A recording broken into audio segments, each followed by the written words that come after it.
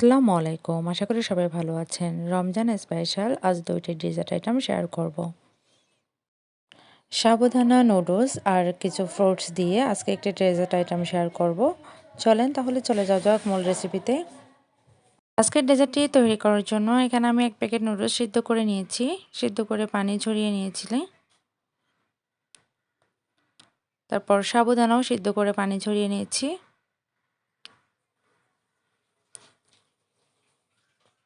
এখন দিয়ে দিচ্ছি ২টা কলা। আপনারা চাইলে এখানে আরও অনেক ফ্রুটস অ্যাড করতে পারেন। এখন দুধ দিয়ে ভালো করে মিক্স করে নিব।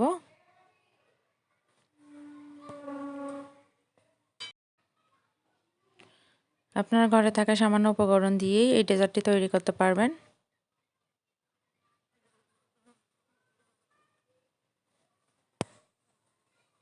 দিন রোজা রাখার পরে এরকম একটি ডেজার্ট হলে আর কিছুই লাগে না।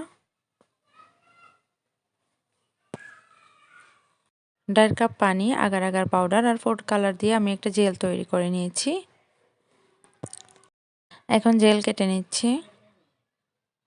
এভাবে লম্বা লম্বাভাবে কেটে আবার কোনাকুনিভাবে কেটে নিব। আপনারা চাইলে অন্য শেপেও কেটে নিতে পারেন।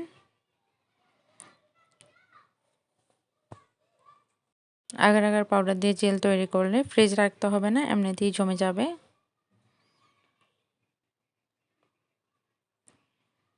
১০-১৫ মিনিটের মধ্যেই জমে যাবে।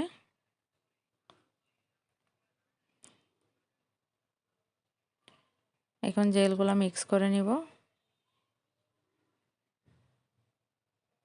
আমি সামান্য কিছু উপকরণ দিয়ে আজকের ফালুদাটি তৈরি করেছি।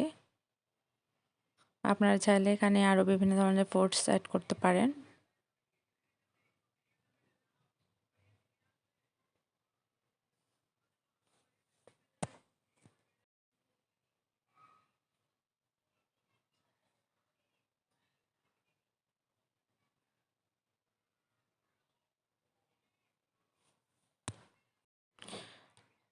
নরমাল ফ্রিজে রেখে ঠান্ডা করে খেলে এর টেস্ট আরও দ্বিগুণ বেড়ে যায়।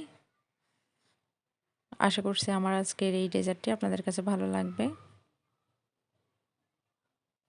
দেখেন কতটা লোভনীয় লাগতেছে। এখন আপনাদের সাথে শেয়ার করব আরেকটি রেসিপি। এখানে নিয়ে নিচ্ছি চিয়া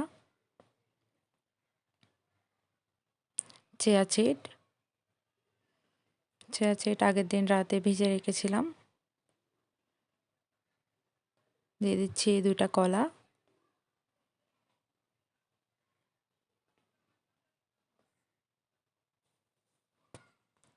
এখন দিয়ে দিচ্ছি মিষ্টি দই। আপনারা চাইলে এখানে টক দই ইউজ করতে পারেন। দই দিলে টেস্টটা অনেক বেশি বেড়ে যায়। দই ছাড়াও আপনারা এইটা তৈরি করতে পারবেন। আমি আজকে মিষ্টি দই দিয়ে বানাচ্ছি। আপনারা চাইলে টক দই দিয়েও বানাতে পারেন। এখন দিয়ে দিচ্ছি ৩টা খেজুর। এখন ভালো করে এগুলো মিক্স করে নিতে হবে।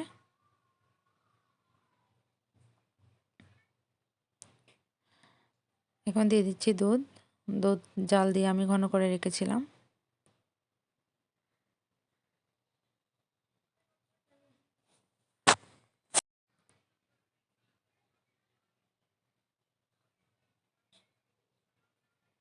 এই ডেজার্টটিও আপনারা নরমাল ফ্রিজে রেখে তারপরে পরিবেশন করতে পারেন।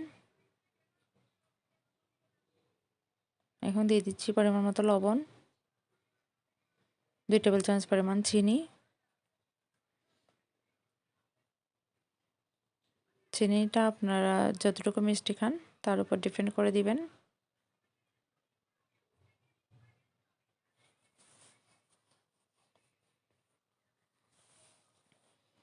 আশা করছি আমার আজকের রেসিপিটি আপনাদের কাছে ভালো লাগবে।